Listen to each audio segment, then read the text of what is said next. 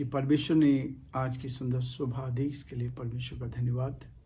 आज के दिन की शुरुआत प्रभु के वचन के साथ, ताकि पूरे दिन भर हम नई ताजगी को प्राप्त करें, परमेश्वर की महिमा कारण बन सके। मरकुस उसका 13वां अध्याय उसके 28 पद से 31 पद तक मैं आपके सामने पढ़ूंगा। अंजीर के पेड़ से दृष्टांत सीखो, जब उसकी डाली कोमल जाती और पत्ते निकलने लगते हैं तो तुम जान लेते हो कि ग्रीष्म काल निकट है। इसी प्रकार जब तुम इन बातों को होता देखो तो जान लो कि वह निकट है, वरन द्वार ही पर है। मैं तुमसे सच सच कहता हूं कि जब तक ये सब बातें ना हो लेंगी तब तक ये लोग जाते ना रहेंगे। आकाश और पृथ्वी टल जाएंगी, परंतु मेरी बातें कभी ना टलेंगी। परमेश्वर अपने इस वचन के पढ़े और सुने जाने पर आशीष दे। हम प्रार्थना करें। दया के धनी और विश्वास के योग्य परमेश्वर, हम आपकी तारीफ करते हैं, हम आपकी प्रशंसा करते हैं, हम आपके नाम को सराहते हैं, क्योंकि आप आदर, महिमा और स्तुति के योग्य परमेश्वर हैं। अद्भुत युक्ति करने वाले प्राकृतिक परमेश्वर, हम धन्यवादित हैं प्रभु कि आज की सुंदर सुबह आपने में दी है, कि आज की सुबह हम आपके चरणों में आ सकें, आपकी महिमा कान बन सके, आपके नाम को धन्य कह सके। प्रभु आज के इस डिवोशन पर प्यारे परमेश्वर आपके अनुग्रह की दृष्टि चाहते हैं, ताकि डिवोशन प्रभु हम सब के लिए आशीष में बन सके, और अधिक हम आपकी महिमा कर सके, और अधिक आपके नाम को धन्य कह सके, जिससे प्रभु जो आपकी योजना है उसको हम पूरा कर सके। बड़े आदर के साथ हम अपने आप को, अपने कमजोर निर्बल जीवनों को आपके हाथों में सौंपते हैं और प्रार्थना करते हैं हम सब पर दया कर, आपके अनुग्रह की दृष्टि हम सब पर बनी रहे, ताकि हम आदर के साथ, दीनता के साथ, नम्रता के साथ आपके चरणों में झुके रहें और आपसे सामर्थ प्राप्त कर सके। क्योंकि प्रभु आपकी सामर्थ हमें मिले, आपकी शक्ति हमें मिले, आपके प्रेम का एहसास हमें दे, ताकि आदर महिमा आपको मिल सके, गौरव आपको मिल सके, और जो आपकी योजना है प्रभु उसको आपके नाम के लिए पूरा कर सके। बड़े आदर के साथ अपने प्रदेश को आपके हाथों में सौंपते हैं। प्रदेश के मुख्यमंत्री अशोक गहलोत जी को आपके हाथों में सौंपते हैं। आपका दया का हाथ उनके साथ बना रहे। हमारे देश के लिए, देश के राष्ट्रपति के लिए, प्रधानमंत्री के लिए प्रार्थना करते हैं, उनको बुद्धि ज्ञान से परिपूर्ण कर, ताकि परमेश्वर देश का संचालन आपकी महिमा के लिए पूरा कर सके। हम बड़े आदर के साथ हम सभी को आपके हाथों में सौंपते हैं और चाहते हैं प्रभु आपके सारे सेवकों के लिए प्रभु हम प्रार्थना करते हैं। जयपुर शहर के, राजस्थान के, पूरे हिंदुस्तान के सारे सेवकों को आपके हाथ में सौंपते हैं। हर एक पर आपके अनुग्रह की दृष्टि चाहे, बीमारी से, परेशानी से, कठिनाई से उनको बचाएं, हर परसिक्यूशन से बचाएं। प्रभु आपका दया का हाथ हर एक पर बना रहे, उनकी आवश्यकताओं की पूर्ति कर, ताकि आदर महिमा आपको मिल सके, और जो आपकी इच्छा प्रभु जो पूरी की जाए। सारी महिमा, आदर, गौरव आपको देते हुए इस प्रार्थना को अपने प्रभु, अपने उद्धारकर्ता यीशु मसीह के नाम से मांगते हैं, आमीन। प्रियो, परमेश्वर को हम धन्यवाद देंगे कि हर रोज प्रभु हमें उभारता है, ताकि हम आगे बढ़ते जाएं। जो दृष्टांत हमने देखा, अंजीर के पेड़ का दृष्टांत, उदाहरण देकर प्रभु ने समझाने की कोशिश की।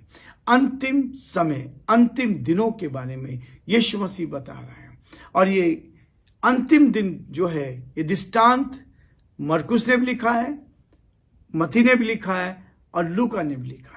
इन तीनों सुसमाचारों में ये इसका वर्णन पाया जाता है। मत्ती उसके 24 अध्याय उसके 32 से लेकर 35 पद तक उसमें पाया जाता है, और लूका उसके 21 अध्याय उसके 29 से लेकर 33 पद तक ये पाया जाता है। प्रभु के इन दासों ने परमेश्वर की आत्मा से प्रेरणा पाकर, परमेश्वर की आत्मा के द्वारा ये 3 बार इस बाइबल में लिखा गया। यानी जो 2 बार कहता है वो 2 बार उसका बहुत बड़ा महत्व होता है, लेकिन 3 लोग एक साथ गवाही दे रहे हैं, 3 लोग एक साथ बता रहे हैं। जो यीशु मसीह ने कहा था उसके बारे में 3 लोग अलग अलग स्थानों पर कह रहे हैं। आत्मा कैसे काम कर रही है, इसका जो विशेष उद्देश्य है। एक दिन प्रभु यीशु मसीह जब जैतून के पहाड़ पर अपने चेलों के साथ बैठे हुए थे, इस बात को स्पष्ट है, हर मत्ती में भी ये पाया जाता है, मरकुस में पाया जाता है और लूका में भी। जब यीशु मसीह अपने चेलों के साथ बैठे थे और बैठते हुए चेलों ने उससे प्रश्न किया कि तेरे दूसरे आगमन का क्या होगा, अंत का क्या होगा, और जब आप आएंगे तो उसके क्या चिन्ह होंगे। और इसलिए मत्ती उसके 24 अध्याय 3 पद में लिखा है, उनके इस प्रश्न के उत्तर में प्रभु यीशु मसीह ने उन्हें उस समय के बहुत से चिन्ह दिए जैसे झूठे मसीह आएंगे। इन दिनों बहुत सारे झूठे मसीह खड़े हो गए हैं। इन दिनों लड़ाइयां हो रही हैं। वो कहता है कि जब अंत होगा, अंत होने से पहले झूठे मसीह आएंगे, लड़ाइयां होंगी, अकाल पड़ेंगे, भूडोल होंगे और जाति पर जाति क्या करेंगे, चढ़ाई करेंगे, और मेरे नाम के कारण बहुत से लोग तुमसे बैर करेंगे और बहुत से भविष्यवक्ता उठ खड़े होंगे जो बड़े बड़े चिन्ह और अद्भुत काम दिखाएंगे। ये स्पष्ट दिया गया है, ये स्पष्ट दिया गया है कि अंत के दिनों में क्या होने वाला है। अंत के दिनों में इस बात को प्रभु ने स्पष्ट कहा है, जो हमने हिस्सा पढ़ा उसमें लिखा है कि अंजीर के पेड़ से दृष्टांत सीखो। ये अंजीर का पेड़ इस बात को दर्शाता है। इजराइल देश में बहुत सारे अंजीर के पेड़ हुआ करते थे, जैसे हमारे देश में नीम के पेड़ हैं, वैसे वहां पर अंजीर के पेड़ हुआ करते थे। और इसलिए प्रभु ने उन सब चीजों को जो मनुष्य के दिलो दिमाग में है, जिस चीज को लोग सोच रहे हैं, समझ रहे हैं, उन्हीं का उदाहरण देकर उसने लोगों को समझाने की कोशिश की। जब अंजीर की पत्तियां कोमल हो जाती है, उसमें कोमल पत्ते निकलने लगते हैं, तब हम जान लेते हैं कि ग्रीष्म काल निकट है। प्रियो, प्रभु कहता है अंत के दिनों में ऐसा होने जा रहा है। जाति पर जाति और राज्य पर राज्य चढ़ाई करेंगे, भूडोल होंगे, भूकंप होंगे, और ये पीड़ाओं का अंत है। अभी जो महामारी आई है, इस महामारी को हमने देखा, लेकिन परमेश्वर बता रहा है अंत का समय बहुत निकट है, अंत का समय निकट है। इसी प्रकार जब तुम इन बातों को होता देखो तो जान लो कि वह निकट है, वह द्वार पर है। प्रियो, प्रभु यीशु मसीह ने इस बात को कहा, मैं तुमसे सच सच कहता हूं, मैं तुमसे सत्य कहता हूं, मैं तुमसे सत्य कहता हूं।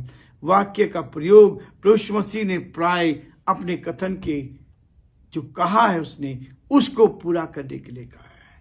सच सच कहता हूं, और ये सत्य वो कह रहे हैं। और सत्य क्या है, कभी विचलित नहीं होता है सत्य के लिए। और उसके बाद वो कहता है मैं तुमसे सच सच कहता हूं। इस बात को स्पष्ट करता है कि जब तक ये सब बातें ना हो लेंगी तब तक ये लोग जाते ना रहेंगे।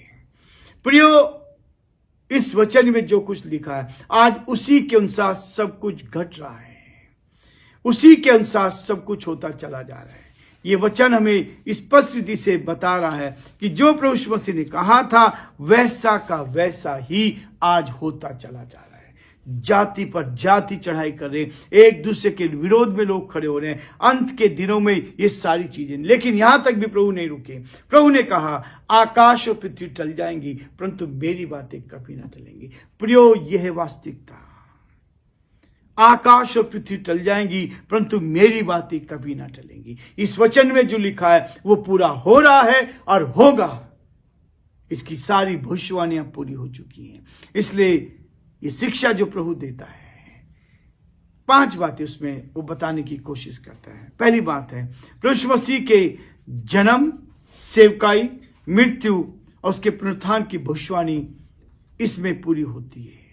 जो सब कुछ पूरा हो चुका वो इस बात को कहता है कि सारी बातें पूरी हो गई है और अब उसके दूसरे आगमन की तैयारी है।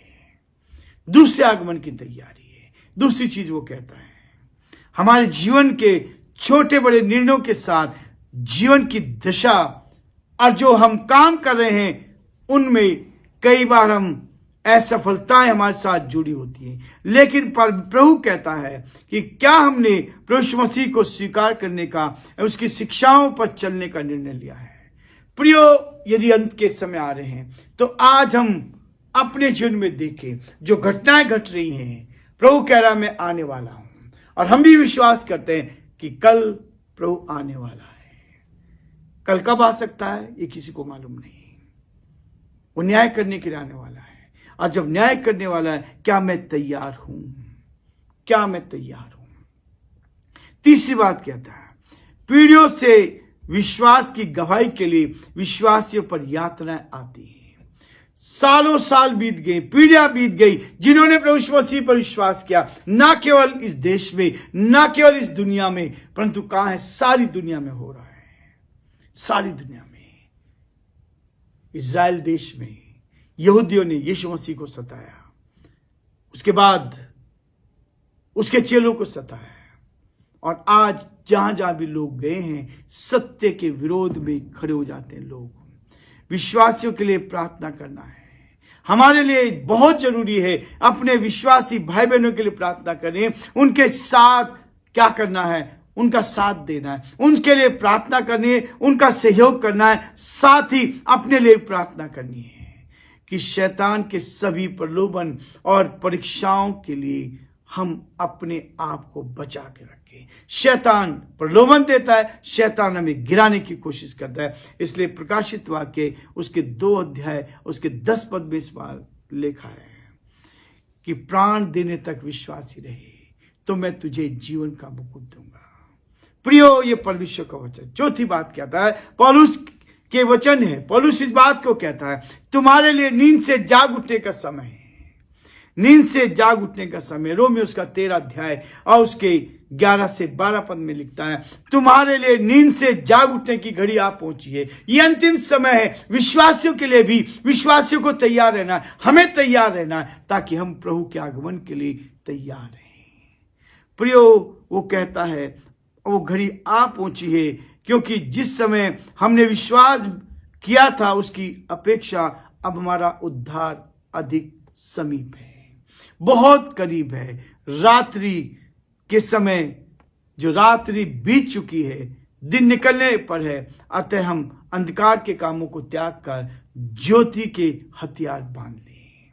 ये प्रभु कहता है। आखिरी बात, 5वीं बात कहता है, उसके आगमन के समय में अटकलों की, चर्चाओं का, वाद विवाद के समय गंवाना व्यर्थ है। हमें मालूम है कि यीशु आएगा, वो आएगा, इसलिए हमें उसकी प्रतीक्षा करनी है। आप प्रतीक्षा कर रहे हैं तो आप वेट करके अपने आप को तैयार करें, अपने आप को तैयार करके प्रभु के साथ खड़े होने के लिए तैयार हो जाएं। आकाश और पृथ्वी टल जाएंगी, परंतु मेरी बातें कभी ना टलेंगी। ये प्रभु ने बहुत स्पष्ट कह दिया। प्रियो, ये वचन सत्य है, और प्रभु कहता है तुम सत्य को जानो तो सत्य तुम्हें आजाद करेगा। प्रभु आप सबको बहुत आशीष दे, और प्रभु का हाथ आप सब पर बना रहे।